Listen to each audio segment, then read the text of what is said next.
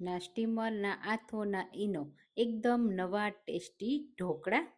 Hello friends, હું છું શીતલ. તમારું સ્વાગત છે મારા કિચનમાં. ગ્લુટન ફ્રી, હેલ્ધી તવા ઢોકળા તમે ક્યારેય નહીં ટ્રાય કર્યા હોય, એ પણ શાકભાજીથી ભરપૂર.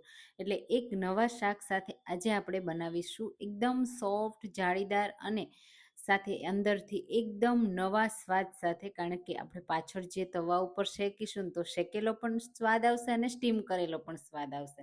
અને આજે આપણે મકાઈ સાથે બનાવવાના છીએ. તો છે ને એકદમ મસ્ત અને હેલ્ધી. તો આ સિઝનમાં મકાઈ ખૂબ જ મળે છે, તો તમે જરૂરથી લાવજો અને એકવાર આ ઢોકળા ટ્રાય કરજો. તો એક કપ મકાઈમાં આપણે 2 તીખા લીલા મરચાં અથવા મરચી, એક ટુકડો આદુનો અને થોડું લસણ એડ કરીશું અને પાણી એડ કર્યા વગરની પેસ્ટ રેડી કરી લેશું. તો અહીંયા તમે જુઓ, આ રીતે આપણે પેસ્ટ કરવાની છે. પેસ્ટ આ રીતની થીક હોવી જોઈએ. આપણે આ જે ઢોકળા છે ને એનું બેટર પરફેક્ટ રાખવાનું છે, તો જ ઢોકળા પરફેક્ટ બનશે, નહીં તો તવા ઉપર પરફેક્ટ નહીં બને. તો એના માટે સૌથી પહેલાં આપણે આ મકાઈની જે પેસ્ટ બનાવીને રાખી છે ને તે બધી આ સમયે એકસાથે કાઢી લેશું. તો તમે આવા મકાઈ અને જુવારમાંથી ક્યારેય તવા ઢોકળા ટ્રાય કર્યા છે કે નહીં, મને કમેન્ટમાં કહેજો. જો ટ્રાય ના કર્યા હોય તો એકવાર ચોક્કસથી ટ્રાય કરજો. હવે હું અહીંયા એડ કરું છું 1/4 કપ બેસન. બેસનના લીધે એક તો બાઇન્ડિંગ સારું એવું આવશે અને તમારે એમાં હળદર પાવડર એડ નહીં કરવો પડે અને ટેસ્ટ પણ સારો આવશે. હવે એની સાથે આપણે લેશું અડધો કપ જુવારનો લોટ અને જરૂર મુજબ પાણી. તો તમને જો મિક્સર જારમાં પાણી એડ કરવાની જરૂર પડે ને તો થોડું પાણી એડ કરી દેવાનું. પછી આ સમયે તમારે એકદમ ઓછું પાણી એડ કરવાનું છે. તો પાણી એડ કરતી વખતે ખાસ ધ્યાન રાખવાનું, એકદમ થોડું થોડું એડ કરવાનું છે. કારણ કે મકાઈમાંથી પણ પાણી રિલીઝ થયું હોય ને એના લીધે બાઇન્ડિંગ આવી જશે. અને આ બેટરને આપણે થીક રાખવાનું છે, પતલું નથી કરી દેવાનું, એટલા માટે ખાસ ધ્યાન રાખવાનું છે. તો આવા જુવારના તવા ઢોકળા ક્યારેય ટ્રાય કર્યા છે કે નહીં, કમેન્ટમાં મને ચોક્કસથી કહેજો. અને હા, તમે મારી રેસીપી કઈ સિટીમાંથી જુઓ છો ને મને જરૂરથી કહેજો, મને ખૂબ ગમશે. અહીંયા તમે જુઓ, આ રીતનું બેટર આપણું રેડી થઈ ગયું છે અને ટોટલ આપણે અડધા કપથી પણ થોડા ઓછા પાણીની જરૂર પડી છે. હવે અહીંયા જો તમારે બેસન સ્કીપ કરવો હોય ને તો બેસન તમે સ્કીપ કરી એકલા જુવારના લોટમાંથી પણ બનાવી શકો છો. પણ બેસનથી મકાઈ અને બેસનનો ટેસ્ટ સારો આવે છે, એટલા માટે મેં એડ કર્યો છે. હવે અહીંયા બેટર આપણું રેડી થઈ ગયું. ખાસ એ ધ્યાન રાખવાનું, બેસન એડ કર્યો હોય ને તો એમાં લમ્સ ના રહીએ, એનું ધ્યાન રાખવાનું. કારણ કે બેસન એકદમ સ્મૂથ હોય છે. હવે એમાં સ્વાદ પ્રમાણે મીઠું એડ કરી દેશું. અહીંયા આપણે રવો એડ નથી કર્યો તો કોઈ રેસ્ટ દેવાની જરૂર નથી. બસ આ રીતે બેટર રેડી કરી અને તરત જ ઢોકળા આપણે સ્ટીમ કરી શકીશું. તો પહેલાં મીઠું આ રીતે તૈયાર થઈ ગયું, મિક્સ થઈ ગયું. હવે આપણે થોડા ઢોકળાને સોફ્ટ બનાવવા માટે એડ કરીશું બેકિંગ સોડા અને સાથે ખટાશ માટે લીંબુનો રસ.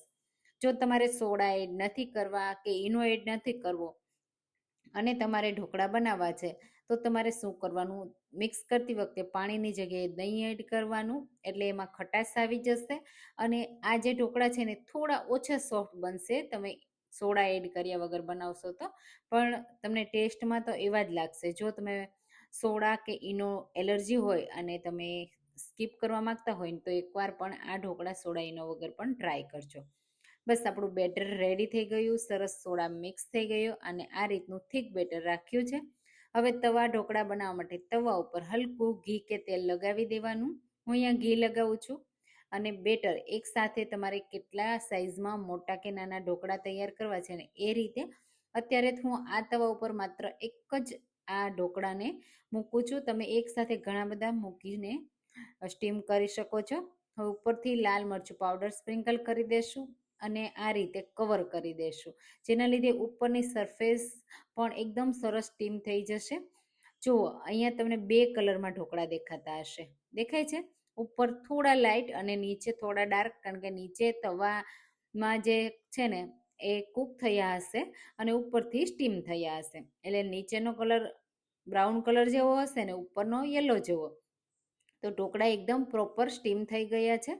આ રીતે થઈ જાય ને એટલે આપણે એનો વઘાર રેડી કરી લેશું. વઘાર માટે તેલ, રાઈ, તમને જે પણ વઘાર પસંદ હોય ને એ વઘાર એડ કરવાનો અને વઘાર વગર પણ તમે રેડી કરી શકો છો, ગરમા ગરમ ખાઈ શકો છો. મેં અહીંયા તલ એડ કર્યા છે, મીઠો લીમડો એડ કરી ગરમા ગરમ પહેલાં આ રીતે બધા ઢોકળા ઉતારી લીધા અને પછી હું વઘારને સ્પ્રેડ કરી લઈ. જેમ જેમ સરસ ગરમ ઉતરતા જશે ને એટલે પછી આપણે આ રીતે સર્વ કરી દેશું. છે ને એકદમ સિમ્પલ આસાન, જોતાં જ ખાવાનું મન થઈ જાય. અને તમે જુઓ બહારથી આ રીતે ક્રિસ્પી, તો એક સાઈડથી સોફ્ટ એક સાઈડથી ક્રિસ્પી અને અંદરથી પણ એકદમ સોફ્ટ જાળીદાર તૈયાર થશે.